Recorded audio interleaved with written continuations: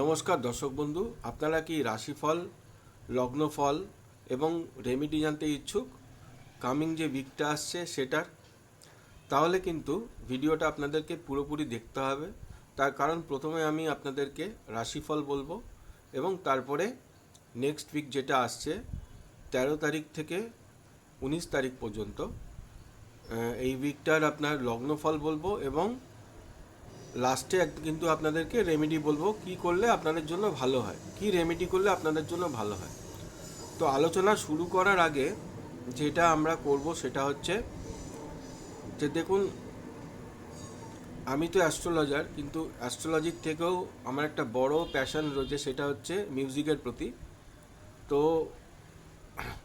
আশা ভোসলে মারা গেছেন, তো এইটা আমার কাছে অত্যন্ত বেদনাদায়ক। তার কারণ হচ্ছে লাস্ট যে লিভিং লেজেন্ড থাকে, মানে সিঙ্গারদের মধ্যে বা মিউজিক্যাল জিনিয়াস বলতে যেটা বোঝায় আর কি, আমি বলছি হিন্দি সিনেমার কথা এবং এমনি যে কমার্শিয়াল সঙের কথা। তো সেখানে কিন্তু একমাত্র লিভিং লেজেন্ড ছিলেন হচ্ছে আশা ভোসলে। তার আগে কিন্তু যারা লিভিং লেজেন্ড ছিলেন প্রত্যেকেই কিন্তু গত হয়েছেন, আপনারা ভালো করেই জানেন কাদের কথা বলছি। তো লাস্ট কিন্তু লিভিং লেজেন্ড ছিলেন হচ্ছে আশা ভোসলে, উনি আজকে কিন্তু মারা গেছেন।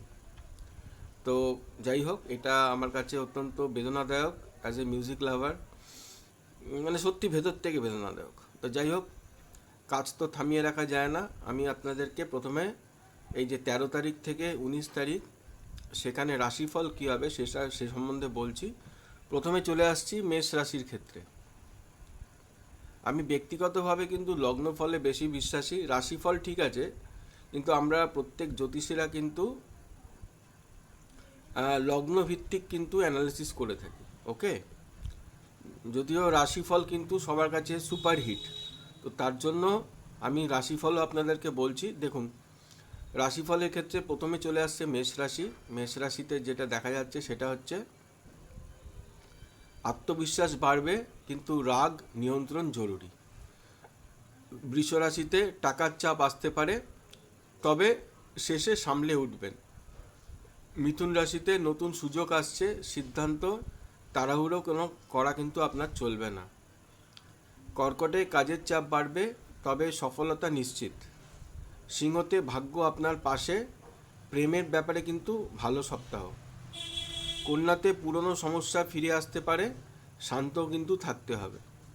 তুলা রাশির ক্ষেত্রে সম্পর্ক ও পার্টনারশিপে উন্নতি।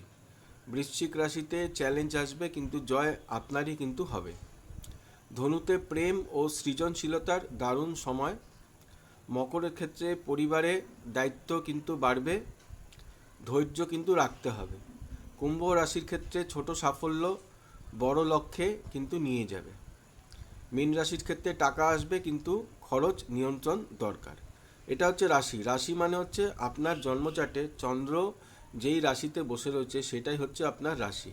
এবার চলে আসছি লগ্নে। আপনি কোন লগ্নে জন্মেছেন সেটা যদি আপনি জেনে থাকেন তাহলে লগ্ন ফলটা কিন্তু আপনার কাজ করবে, কাজে আসবে। কিন্তু লগ্নের ক্ষেত্রে প্রথমে হচ্ছে মেষ লগ্ন। মেষ লগ্নেতে এ সপ্তাহে দেখাচ্ছে হচ্ছে শুভ, এবং আরও যেটা দেখাচ্ছে নতুন শুরু এবং বিজয়। বৃষ লগ্নের ক্ষেত্রে উত্তম ধনপ্রাপ্তি এবং স্থিতি। মিথুন লগ্নের ক্ষেত্রে ভালো এবং বুদ্ধি ও সাফল্য, সেটা কিন্তু দেখাচ্ছে। কর্কট লগ্নের ক্ষেত্রে মাঝারি সপ্তাহটা, সতর্কতা এবং পরিবার লাভ। আচ্ছা, সিংহের লগ্নের ক্ষেত্রে শুভ নেতৃত্ব খ্যাতি। কন্যা লগ্নের ক্ষেত্রে অশুভ বাধা, ধৈর্য কিন্তু ধরতে হবে। তুলা লগ্নের ক্ষেত্রে উত্তম সম্পর্কে সাফল্য। বৃশ্চিক লগ্নের ক্ষেত্রে ভালো রহস্য উন্মোচন। ধনু লগ্নের ক্ষেত্রে অতি শুভ ভ্রমণ লাভ। ভ্রমণ লাভ কিন্তু এই সময় কিন্তু দেখাচ্ছে। মকর লগ্নের ক্ষেত্রে শুভ এবং কর্মে সাফল্য। কুম্ভ লগ্নের ক্ষেত্রে মাঝারি এবং উদ্ভাবন বন্ধু লাভ।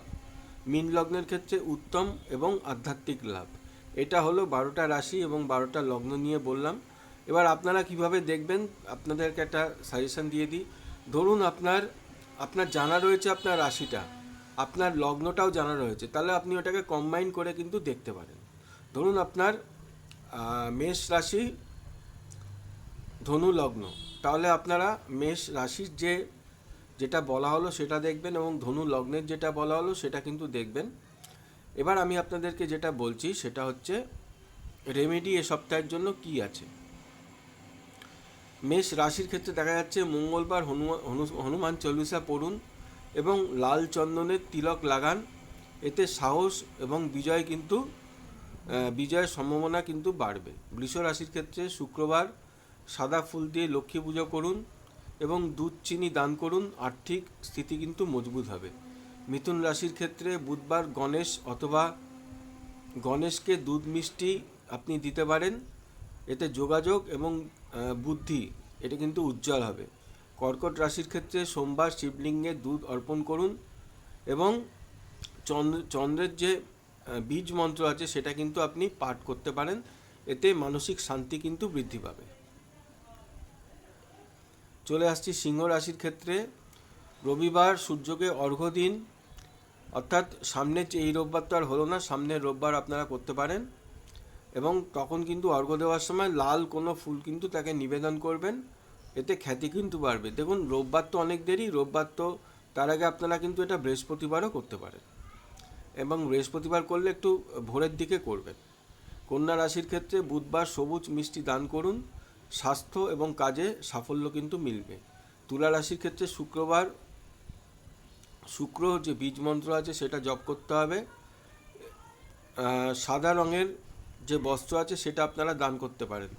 বৃশ্চিক রাশির ক্ষেত্রে মঙ্গলবার মঙ্গল মন্ত্র জপ করতে হবে এবং লাল মসুর ডাল কিন্তু দান করতে হবে। ধনু রাশির ক্ষেত্রে বৃহস্পতিবার গুরু পূজা করতে হবে এবং হলুদ কেশর মিশিয়ে তিলক আপনাকে কিন্তু কপালে লাগালে কিন্তু আপনার জন্য ভালো।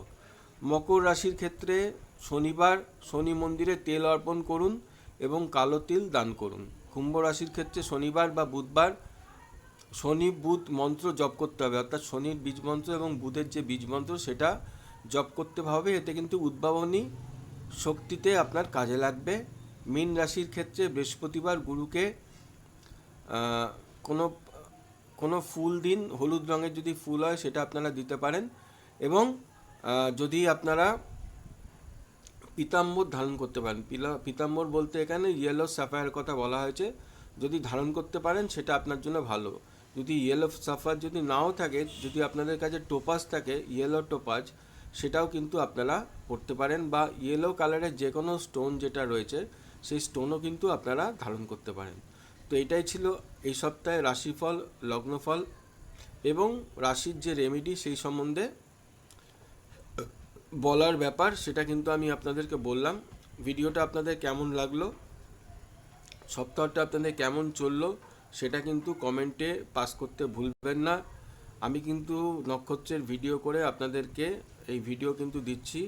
পূর্ব ভাদ্রপদ নক্ষত্র পর্যন্ত কিন্তু বলা হয়ে গেছে, বাকি দুটো নক্ষত্র এখনও রয়েছে, উত্তর ভাদ্রপদ নক্ষত্র এবং রেবতী নক্ষত্র, তার আলোচনা কিন্তু আমি আপনাদের সামনে নিয়ে আসব। যারা ভিডিওটা পছন্দ করছেন একটু লাইক দেবেন এবং চ্যানেলটিকে সাবস্ক্রাইব করবেন। আমি অন্যান্য যে সমস্ত ভিডিও করব তার নোটিফিকেশান কিন্তু যারা সাবস্ক্রাইব করছেন তাদের কাছে কিন্তু চলে আসবে। সবাই ভালো থাকবেন, নমস্কার।